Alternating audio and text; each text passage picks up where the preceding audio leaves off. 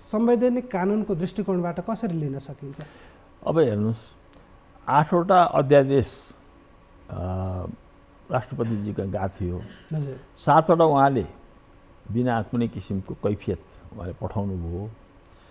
8औं भनेको चाहिँ अहिले सबभन्दा चर्चामा आएको भनेको संवैधानिक परिषद सम्बन्धी विधेयक हो, अध्यादेश हो।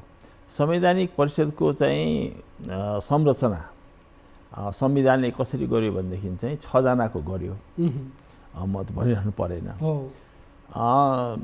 अब त्यसबाट लिने निर्णय सकेसम्म सर्वसम्मत होस् भन्ने दृष्टिकोण राखिएको होला संविधान बनाउँदाखेरि जस्तो लाग्छ। सर्वसम्मत नहुने भए पनि त्यसको मेजोरिटीले चाहिँ गरोस् भन्ने होला। अब त्यसको मेजोरिटी भनेको जहिले पनि 4 भन्दा घटी त मेजोरिटी हुन्न। अहिले चाहिँ 3 जनाले पनि मेजोरिटी मानेर चाहिँ काम गर्न सक्ने भन्ने किसिमको चाहिँ प्रस्ताव छ भन्ने हाम्रो जानकारीमा आएको छ। त्यो चाहिँ अब गणितैको हिसाबले पनि त्यति असल कुरा हो जस्तो मलाई लाग्दैन। यसमा मेरो चाहिँ अर्कै दृष्टिकोण थियो। र मेरो सुझाव चाहिँ के थियो भनेदेखि पहिलेको सरकारको बेलामा पनि म चाहिँ संवैधानिक परिषद राख्ने कि नराख्ने त्यसमा पहिले सैद्धान्तिक रूपमा छलफल हुनुपर्छ भन्ने मान्यता राख्ने मान्छे हुँ। न्याय परिषद राख्नुपर्छ कि पर्दैन भन्ने कुरा त्यो पनि छुट्टै मेरो मत छ, बहसको विषय छ। र मैले चाहिँ छुट्टै मेरो मत छ। यिनीहरू चाहिँ के छ भने उत्तरदायी संस्थाहरू भएनन् संविधानभित्र भन्ने थियो।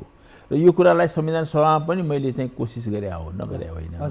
तर प्रश्न फेरि पनि छ, अहिले संविधानमा जस्तो छ त्यसलाई हेर्दाखेरि पनि मलाई के लाग्दछ भने यो चाहिँ केही यस्ता पदहरू हुन्छन् जुन पदहरूमा चाहिँ के छ भने सबैको सरोकारको विषय भएर चाहिँ एउटा राज्यको तर्फबाट नियुक्ति होस् भन्ने मान्यतालाई बढाएको हो। अब अहिले यतिखेर गरेको संविधानको ऐनको जुन संशोधन छ त्यो ऐनको संशोधनले त्यो कुरा पूर्ति गर्छ कि गर्दैन भन्ने कुरामा मलाई शङ्का लाग्छ। यहाँले त्यो संवैधानिक परिषद सम्बन्धी अध्यादेशको कन्टेन्ट भित्रको कुरा गर्नुभयो। त्यसको प्रक्रियाको अलिकति प्रश्न पार्दिनु न। यो सरकारले फेरि उसै गरी दोहोऱ्याएर पठाउने? त्यसमा यस्तो हो, राष्ट्रपतिजीले चाहिँ के छ भने रिजर्भेसन देखाउनु भयो। हजुर, किनभनेदेखि यो रिजर्भेसन किनभने उहाँले यसलाई यसभन्दा अगाडि नै योभन्दा अगाडि पनि संसदले पास गर्दा पनि उहाँले मन्जुर गर्नुभएको थिएन जुन विषय, त्यही विषय अहिले गएको छ। त्यस कारणले गर्दाखेरि उहाँले त्यसलाई फिर्ता गर्नु त मैले अस्वाभाविक ठानिनँ।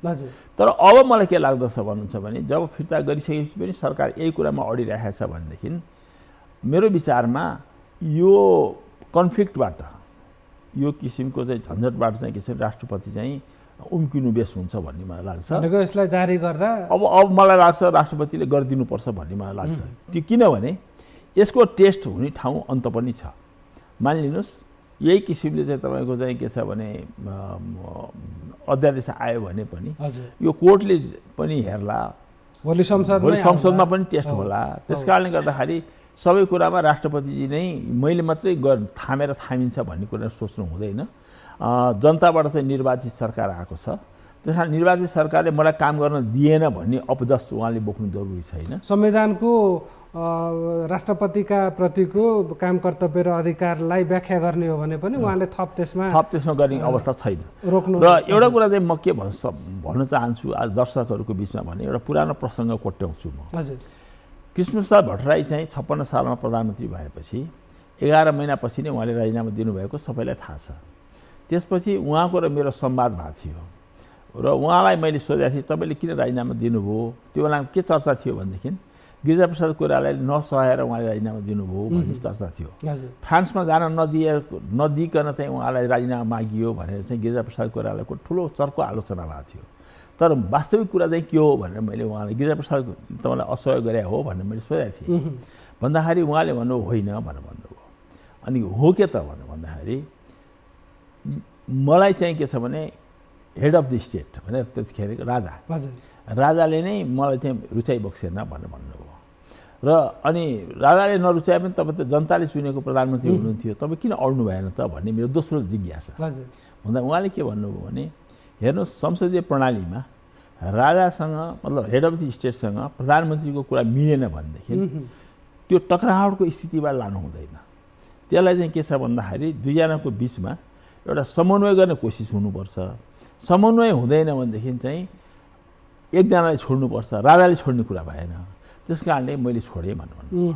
मैले यो कुरा किन आज प्रसङ्ग निकालेँ भन्दाखेरि राष्ट्रपतिको जतिसुकै संवैधानिक स्थिति भए पनि, संवैधानिक परिस्थिति जे भए पनि, प्रधानमन्त्री र राष्ट्रपतिको बिचमा यदि सद्भाव भएन भने, सौहार्दपूर्ण स्थिति भएन भने, समय समयमा उहाँहरूको भेटघाट भइरहेन भने, अविश्वास बढिरह्यो भने त्यसले चाहिँ के छ भने दुर्घटना कुनै पनि बेलामा निम्तिन सक्छ। त्यसले घाटा पुर्याउनलाई त्यसले देश र जनता र पद्धति, देश जनता र पद्धति सबै ठाउँमा चाहिँ त्यसले असर पार्ने भएको हुनाले यस्ता कुराहरू पहिला नै नीतिगत कुराहरूको सम्बन्धमा र चाहिँ यस्ता कुराहरू चाहिँ कुनै पनि विधेयकहरू, अर्डिनेन्सहरू लाने जस्तो कुराहरूमा सैद्धान्तिक विषयमा चाहिँ के छ भने राष्ट्रपतिसँग बरोबर छलफल हुनु चाहिँ उपयुक्त हुन्छ। प्रधानमन्त्रीज्यूले त्यो छलफल गर्नुपर्ने थियो, जुन अहिले खड्केको देखियो। त्यो खड्केको देखियो। अब अर्को एउटा चाहिँ संवैधानिक कानुन र हाम्रो संसदीय लोकतन्त्र हामीले जे अपनाइराखेका छौँ, यसको कोणबाट हेर्दाखेरि बोलाइसकेको संसद अधिवेशन उहाँहरूले त चाहिँ बोलाइसक्नु भएको थियो होइन, फेरि चाहिँ अब बस्दै नबसी सम्भवतः नेपालको संसदीय इतिहासमा यो पहिलो परिघटना होला, बस्दै नबसिकन स्थगित भयो। यसमा चाहिँ मेरो अनि अध्यादेशको चाहिँ यो बाढी जसरी आइराखेको छ यसलाई कसरी लिने? यसलाई चाहिँ मैले कसरी हेर्छु भन्छु भने संसदको आह्वान गरिसकेपछि हामी के अपेक्षा गर्थ्यौँ भन्दाखेरि सबै ऐनहरू, कानुनहरू चाहिँ विधेयकको रूपमा चाहिँ उसमा पेश हुन्छ, अब संसदबाटै आउने भयो भन्ने सोचेको। हजुर। तर अचानक आज चाहिँ बोलाइयो, भोलिपल्ट फिर्ता लियो। दुवै मन्त्री परिषदको निर्णयबाट भएको छ। त्यसपछि एउटा कुरा भएको छ, सबभन्दा यसमा मलाई खड्केको कुरा चाहिँ त्यसपछि प्रवक्तालाई, सरकारको प्रवक्तालाई सोधियो, प्रेसले सोध्यो, मैले आफ्नो कानैले सुनेको छु कि तपाईँहरूले चाहिँ अध्यादेशलाई चाहिँ ल्याउनको निम्ति चाहिँ यो गर्नुभएको भन्ने सुनिन्छ नि भनेर भने। उहाँले प्रष्टसँग के भन्नुभएको छ भन्दाखेरि हिज अन रेकर्ड, अहिलेको सरकारको प्रवक्ता उहाँ चाहिँ हिज अन रेकर्ड उहाँले के भन्नुभयो भन्दाखेरि होइन, हामी अध्यादेश ल्याउनको निम्ति गरेकै होइन, हाम्रो अलिकति तयारी पुगेन, तयारी नपुगेको हुनाले चाहिँ हामीले चाहिँ यो चाहिँ गर्नु पर्यो हो भनेर भन्नुभयो। र उहाँले अर्को पनि कुरा भन्नुभयो, संसदले चाहिँ आफ्नो चाहिँ के छ भने कामहरू पुरा गरि नसकेको हुनाले पनि फिर्ता लिनु पर्यो भन्नुभयो। संसदको सचिवालयपट्टि उहाँले चाहिँ धकेल्नुभयो र चाहिँ के छ भने यो अध्यादेश त ल्याउँदै नल्याउने हो भनेर क्याटेगोरिकली भन्नुभयो। तर प्रवक्ताले, सरकारको प्रवक्ताले त्यसरी भनिरहँदाखेरि त्यो देश र जनतालाई ढाँटेको जुन देखियो यो चाहिँ राम्रो भएन। त्यो चाहिँ मैले भन्नैपर्छ। भनेको यसको यो पद्धतिभित्र रहेर हेर्दाखेरि चाहिँ यसरी अध्यादेशहरू आउनु, यसलाई यो त किनभने एउटा कुरा डेलिभरीका लागि, छिटो काम गर्नका लागि एउटा कुरा तपाईँ बुझ्नुहोस् के भन्नुहुन्छ भने प्रजातन्त्रमा ढिलो हुन्छ तर ड्यु प्रोसेसलाई छोड्नु मिल्दैन। भने मतलब के छ भन्नुहुन्छ भने प्रक्रिया पनि उत्तिकै गम्भीर हुन्छ जति सब्सट्यान्समा हुन्छ। यदि प्रक्रियालाई हामी मिच्न थाल्यौँ भने एउटा पछि अर्को मिच्ने प्रक्रिया चाहिँ हामी चालु गर्छौँ। त्यो भनेको तपाईँको के छ भने हामी दुर्घटना उन्मुख हुन्छौँ। त्यस कारणले गर्दाखेरि डेमोक्रेसीमा त सहभागिताको कुरा हुन्छ, प्रक्रियाको कुरा हुन्छ। कानुन मन्त्री सुब्रत गौतमजीले यसको चाहिँ प्रष्टीकरण दिँदै हुनुहुन्थ्यो भिडियो सन्देश मार्फत, होइन हामीले छिटो गर्न खोजेको हो।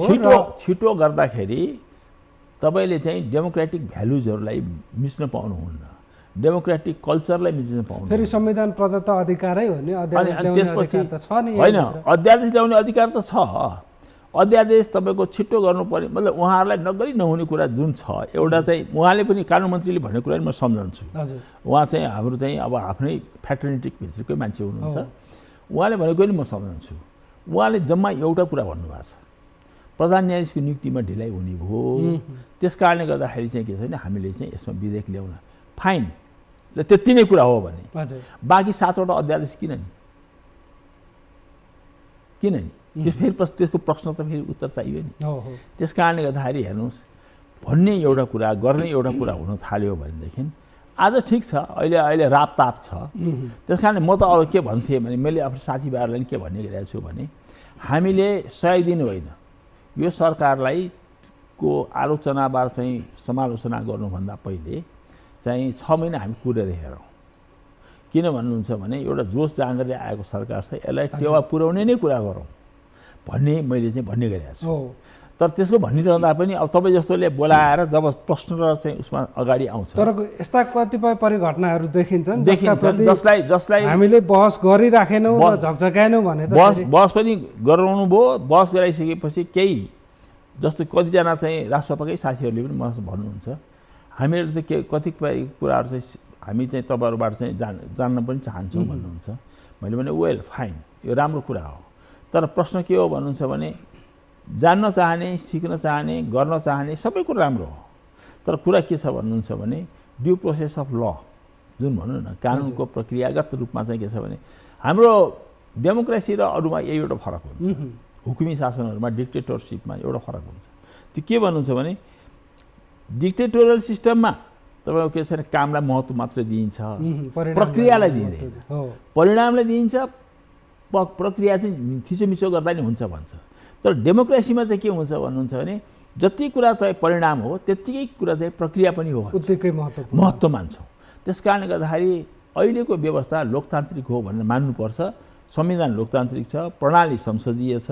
त्यस कारणले गर्दाखेरि यसका केही आधारभूत मान्यताहरू छन्, मूल्यहरू छन्।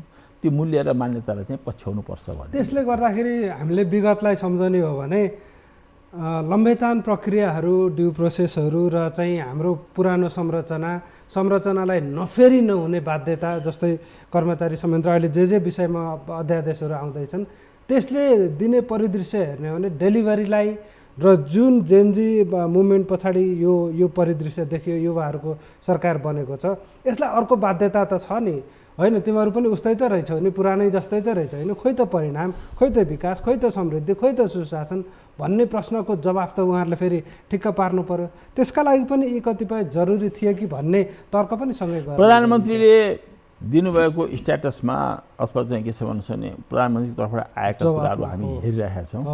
उहाँले के भन्नुभएको छ भने मेरो 1 वर्ष सुशासन कायम गर्नतर्फ म लाग्छु भन्नुभएको छ। त 1 वर्ष सुशासन भनेको मतलब यसका स्ट्रक्चरल प्रोसेसहरूमा जहाँ जति अप्ठ्याराहरू छन् त्यसलाई म मेटाउँछु भने होला। त्यो भेरी गुड, वेल इन्टेन्सन। म उहाँको कुनै पनि के छ भने त्यो सनियतलाई मैले प्रश्न गर्दिनँ।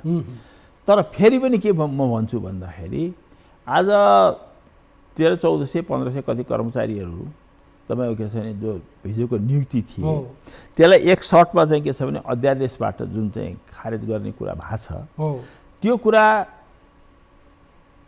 त्यो कुरा गरिरहँदा त्यो कानुन बमोजिम भयो कि भएनन्, भोलि त्यसको यही गरेर चाहिँ अदालतमा चाहिँ पुग्यो त्यो केस भने मलाई पुग्दैन थाहा छैन। केस पुग्यो भनेदेखि त्यसको चाहिँ जुन बेलामा चाहिँ व्याख्या होला, जुन बेलामा छलफल होला, जुन बेलामा बहस होला, त्यो बेलामा चाहिँ के छ भन्नुहुन्छ भने सरकारले यो उत्तर दिनुपर्ने छ कि हिजो काम गरिरहेका मान्छेहरूलाई हटाउँदाखेरि विधि र प्रक्रियाहरू पुर्याइयो कि पुर्याइएन।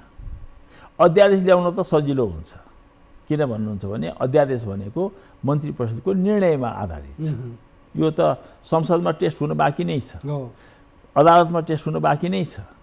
तर के छ भन्नुहुन्छ भनेदेखि यी कुराहरू चाहिँ उचित ढङ्गले आए कि आएनन्, प्रक्रियागत रूपमा चाहिँ सङ्गत छन् कि छैनन् भन्ने कुरा चाहिँ तपाईँको प्रश्नहरू उठ्न सक्छ। यस्तै प्रश्नहरू र चाहिँ अघि हामीले चर्चा गरे जस्तो अब ती कर्मचारी सङ्गठनका नियुक्ति खारेज गर्ने मात्रै होइन, त्यहाँभित्र राजनीतिक झन्डा बोकेका कतिपय कङ्ग्रेस, कतिपय एमाले या नेकपा सम्बन्धित दलसँग सम्बन्धित सङ्गठनहरू खारेज गर्ने अध्यादेश पनि आइसकेका छ। विद्यार्थी सङ्गठन शिक्षालयभित्र ती आएका छन्। यसलाई लिएर चाहिँ मानिसहरूले आशंका के गर्न थाले भने नागरिक अगुवाहरूको पनि त्यो प्रश्न आयो, होइन सरकार निरङ्कुशताको बाटोमा पो जान खोजेको हो कि भनेर शङ्का गर्न थाले। त्यो शङ्का गर्ने ठाउँ आइसक्यो। एउटा कुरा चाहिँ म त्यो ठान्दिनँ। मलाई चाहिँ के लाग्दछ भनेदेखि म अलिकति पृथक दृष्टिकोण राख्छु। अब अध्यादेश मार्फत यी कुराहरू गर्नु हुन्थ्यो कि हुँदैन थियो, मैले अघि नै भने त्यसलाई अहिले चाहिँ मैले दोहोऱ्याइरहेको।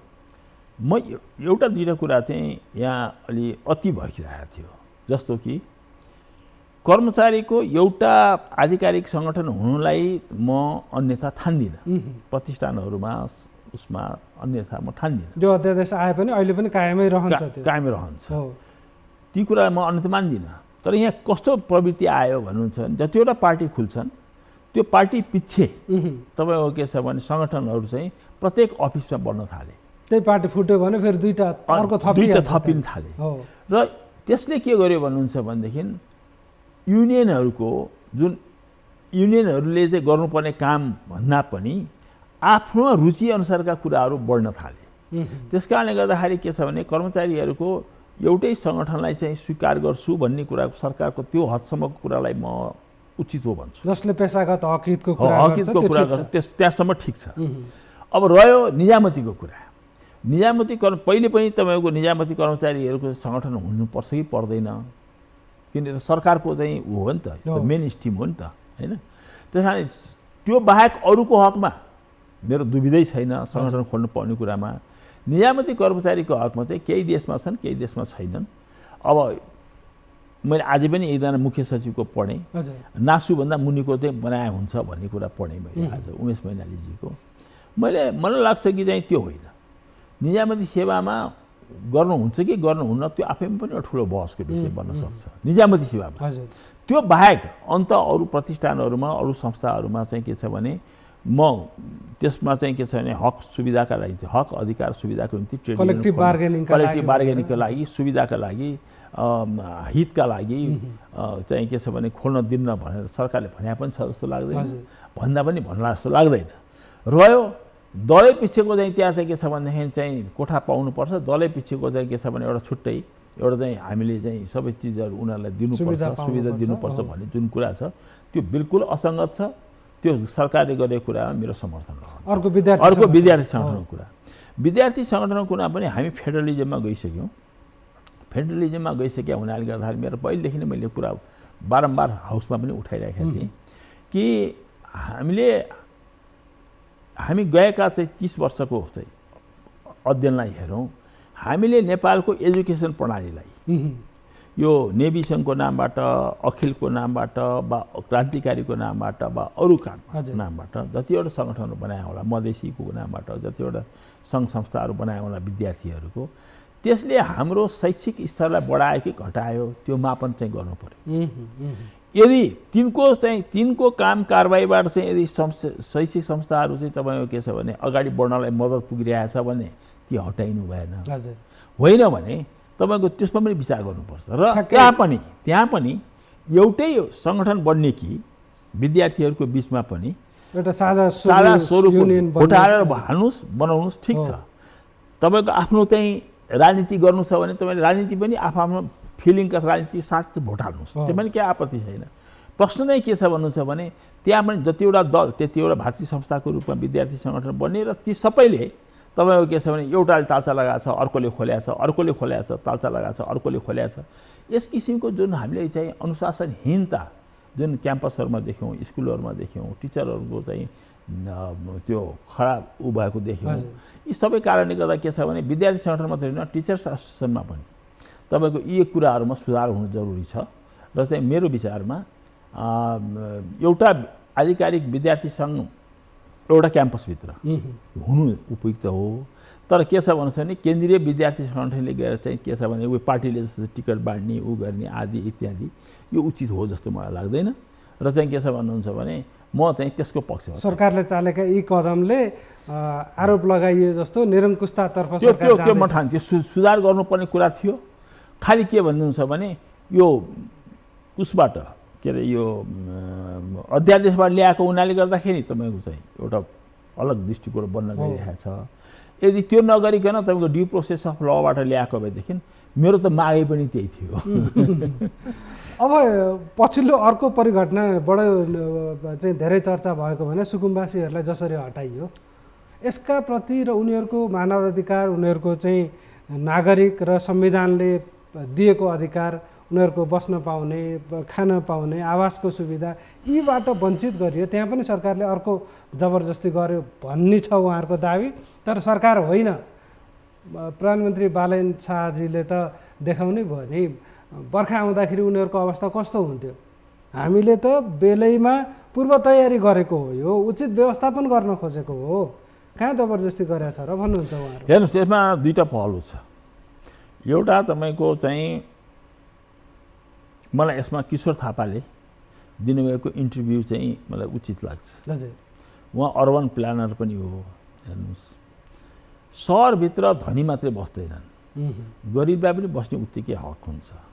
तर गरिबहरूसँग तपाईँको के छ भन्नुहुन्छ भने उनीहरूसँग बस्ने हाम्रो जस्तो देशमा उनीहरूलाई बस्ने छुट्टै व्यवस्था नभएको हुनाले केही गरेर खाने, केही अलिअलि पढाउने लेखाउनेको निम्ति मान्छेहरू चाहिँ आफ्नो देश छोडेर अन्त जान्छन् भने देशभित्रै जहाँ अवसर छ त्यहाँ अवसरको निम्ति मान्छेहरू आउँछन्। हेर्नुहोस्, काठमाडौँमा मान्छेहरू चाहिँ बाहिरबाट किन आए त? किन काठमाडौँबाट बाहिर जाँदैनन्? किन काठमाडौँमा आए त भन्दाखेरि काठमाडौँमा अवसरहरूको सम्भावना बढ्यो, अवसर र सुविधा दुवै बढ्यो। अवसर र सुविधाको खोजीमा आउँदाखेरि जसले जहाँ जतिखेर जुन ठाउँमा सजिलो भएर बस्न पाए तिनले त्यही नै गुजारा गरेर बसे, एउटा पाटो हो। तर त्यस्तो अव्यवस्थित रूपले बस्नु त्यो चाहिँ उचित हो त भन्दाखेरि बालनजीको कुरामा, प्रधानमन्त्रीजीको कुरामा मेरो सहमति छ। त्यो जतिखेर पनि खतरामा मान्छेलाई राख्नु हुँदैन भनेर सहमत छ। तर प्रश्न के छ भनेदेखि तर तिनीहरू त आइसकेका थिए, तिनीहरू त बसिसकेका थिए। नेपालको संविधानले तपाईँको चाहिँ सबैलाई बासको ग्यारेन्टी गरेको छ, सबैलाई रोजगारीको ग्यारेन्टी गरेको छ। ती रोजगारीका निम्ति बास खोजेर आएका मान्छेहरूलाई जुन ढङ्गले गाजा, म त गाजा सम्झिरहेको थिएँ। अस्ति जुन घटनाहरू घट्यो नि, गाजामा जुन किसिमको चाहिँ के छ भने चाहिँ त्यो बस्तीहरू त्यो ऊ थियो, त्यही किसिमको तपाईँको चाहिँ प्रयोग भयो। त्यस कारणले गर्दाखेरि त्यो गाजाको सम्झना दिलाउने किसिमबाट जुन घटनाहरू घटे, घरहरू भत्काइए, परिवारहरू उजाडिए, अब चाहिँ संवेदनाको हिसाबले भने 2 जना मान्छे मरे भन्छ होइन। त यी सबै कुरा चाहिँ के छ भन्नुहुन्छ भने त्यति प्रियकर लागिरहेको छैन। तर अब जे हुनु भइसक्यो। तर त्यहाँभित्रका विकृति चाहिँ बेचबिखन सुकुम्बासीका नाममा भएका गुम्बासीहरू त्यो त्यसको व्यवस्थापन। पहिलो कुरा त के चाहिन्थ्यो भन्नुहुन्छ भने सरकारले एउटा डाटा पनि दियोस् न पहिले, जनतालाई पारदर्शी ढङ्गले यो गर्नु के पर्थ्यो भने यहाँ वास्तविक सुकुम्बासी यति छन्, योभन्दा बाहेक चाहिँ के छ भने भाडामा बसिरहेका छन्, कहिले आयो तपाईँले सूचना पाउनु भएको छ? यतिले चाहिँ आफूले घर बनाएर बसिरहेका छन्, यतिले चाहिँ भाडामा बसिरहेका छन्, भाडाबाट पैसा बिचको मान्छेले खाइरहेका छन्, बिचौलियाहरू यसबाट चाहिँ ऊ भइरहेका छन्। यो तपाईँलाई कहिले सूचना आछ? यतिसँग तपाईँलाई अनुमान छ, रेको कुरा हामी सुन्छौँ। तर तपाईँ प्रष्टसँगले अहिले कति 1000, 1200, 1500, 1400, 1800, 2000 कति घर भत्कियो होलान्, त्यो भर टहराहरूकोमा बस्नेमा कसको सङ्ख्या कति थियो भन्ने कुराको सम्म पनि सरकारले चाहिँ पारदर्शी ढङ्गले ल्याउन सकेका छैन भनेपछि सरकारसँग कुनै त्यस्तो किसिमको पहिले नै पूर्वानुमान गर्ने यो कुरा छ भनेर गरे होइन। यो कुरा के हो भन्नुहुन्छ भने यसमा होइन, त्यसमा त यस्तो छ, त्यो अध्ययन प्रतिवेदनहरूले जे जस्तो देखाए पनि यो सरकार आएको कति दिन भयो, यो सरकार आएको कति दिन भयो।